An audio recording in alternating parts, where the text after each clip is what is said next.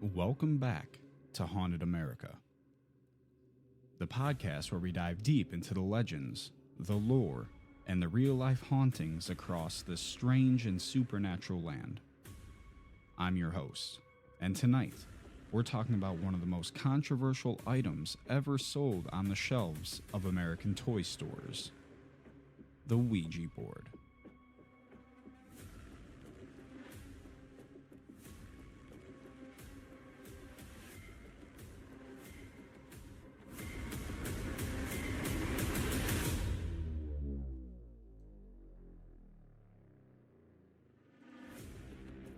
The board that some say is a harmless parlor game, and others claim is a doorway, one that never closes once it's opened.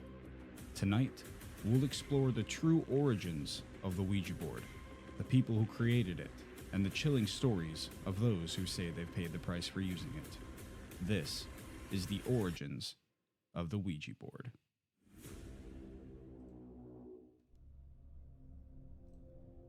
Yes, ladies and gentlemen, welcome back to another episode of Haunted America. Today we are diving deep into the origins and horror stories of the Ouija board.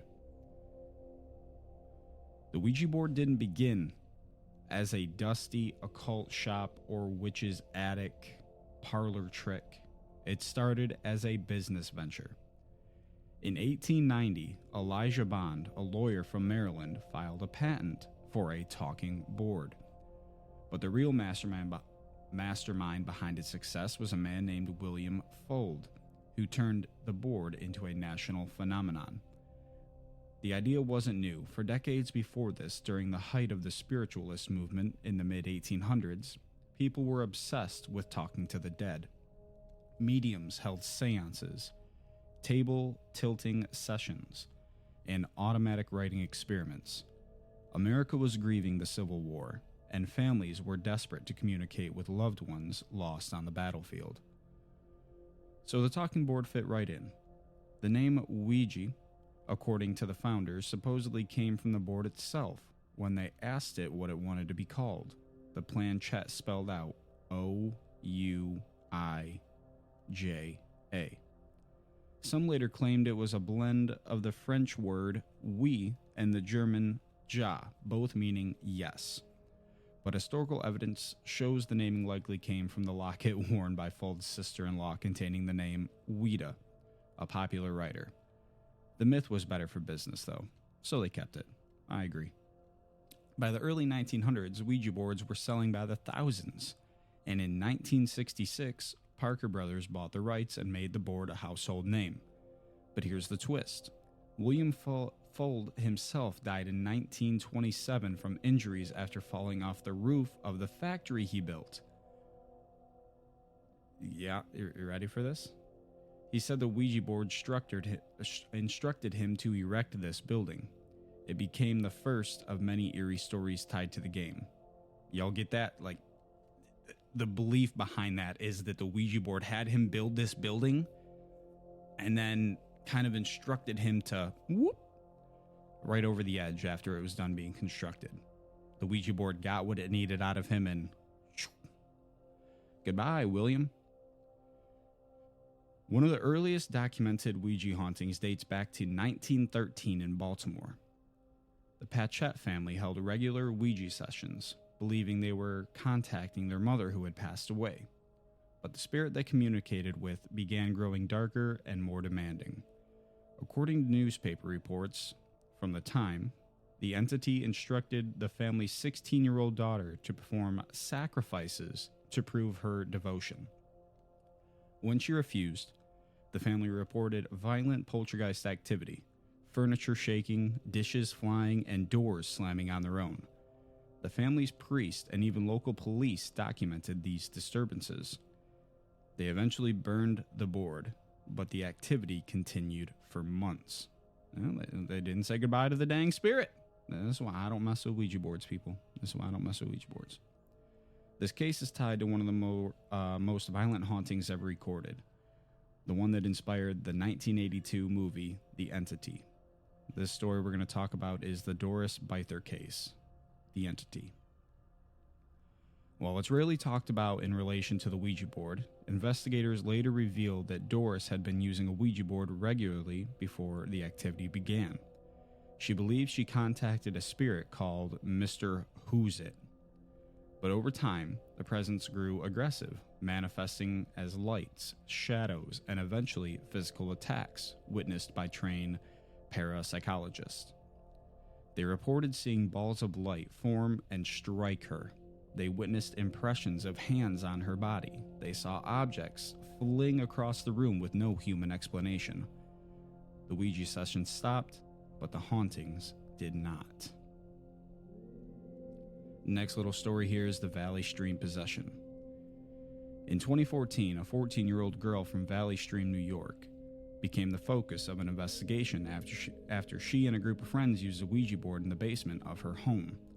According to family members and medical providers, the girl began speaking in a deep voice that was not her own, claiming she was 3 different people, suffering violent convulsions, and screaming in languages that she had never learned.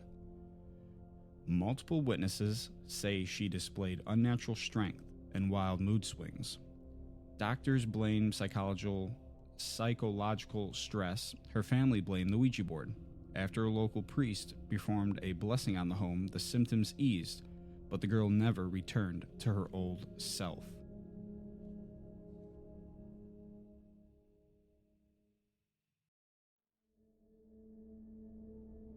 Alright, before we dive back into tonight's haunted tale, I've got to tell you something that actually keeps me going through all these late night investigations, and that's Dubby energy. Look, when you're up at 2 a.m. reviewing EVP recordings or scrolling through ghost footage, the last thing you need is a sugar crash or shaky hands. Dubby gives you clean, focused energy. No jitters, no crash, and definitely no creepy side effects. It's packed with natural caffeine, vitamins, and nootropics. Everything you need to stay alert when the shadows start to move. And if you want to try it yourself, here's a little treat. Or maybe a trick. Head to dubby.gg. Use the code HAUNT10 at checkout to save 10% on your order. That's HAUNT10 to get 10% off and keep your energy level higher than your EMF readings. Dubby Energy. Fuel your focus and maybe your next ghost hunt. This next story we're about to talk about is perhaps the most infamous, I guess, when kind of talking about the Ouija board, the Zozo encounters.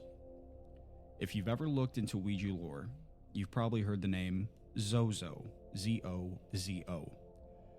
The Zozo demon stories surged in the early 2000s, but reports of a spirit using the name Zozo actually date back to the early 1800s.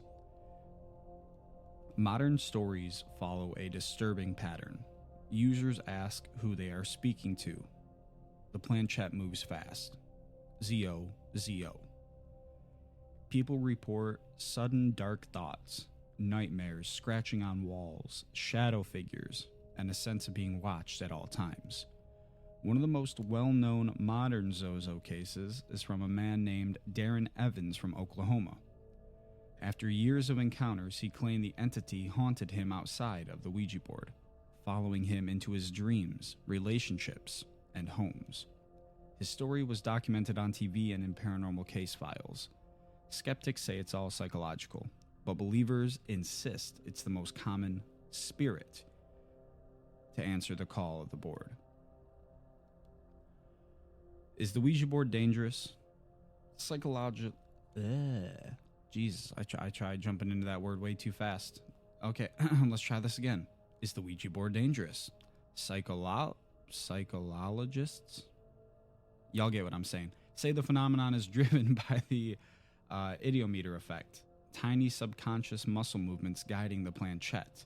To them, it's just a board game acting as a mirror into the user's anxieties. But paranormal researchers point out something else. Ouija board horror stories almost always involve 3 phases. Phase number 1, contact. and a spirit claiming to be friendly. 2. Attachment. Activity begins outside of the sessions. 3. Escalation. Sleep paralysis, shadows, doors slamming, the sense of being watched. In other words, people don't fear the board, they fear what might come through it. Little side segment here to what I'm reading here. I definitely believe that there are people out there that, just do this as fun, and, you get together with a group of friends on a Friday or Saturday night, and you're like, oh, I got a Ouija board. Let's get it out and see what we can come in contact with, right? And there's always one stupid friend that all of us have that'll move the planchette a little bit by itself or whatever, right? They'll do it themselves to kind of fake an interaction. Stupid people, first of all. It is what it is, right? If you want to mess with a Ouija board by yourself, do it. I don't personally partake in it. I made a deal with my grandfather before he ended up passing away. I would never touch one because you are not in control of what comes through that board. Once you open up that door, you are not in control. So I personally don't mess with it. You guys let me know if you mess with it. It's either one of two things. Either your friend messing with it and moving it around, get fake answers to just scare the crap out of you when you're all sitting together, right? Or you're really in contact with something and you don't know what that spirit is that you might actually be in contact with. Always do your before ritual before coming into contact with anything spiritual. Keep yourself safe, especially if you're going to mess with a Ouija board. And don't let that spirit Zozo come through. Do your best not to get in contact with that. So whether you believe the Ouija board is a harmless toy or spiritual gateway, its history is soaked in mystery, tragedy, and countless stories of encounters that defy explanation. Next time you see one on a store shelf, remember the warnings, the witnesses, and the ones who say the board opened something they could never close. Thank you for joining me tonight on Haunted America.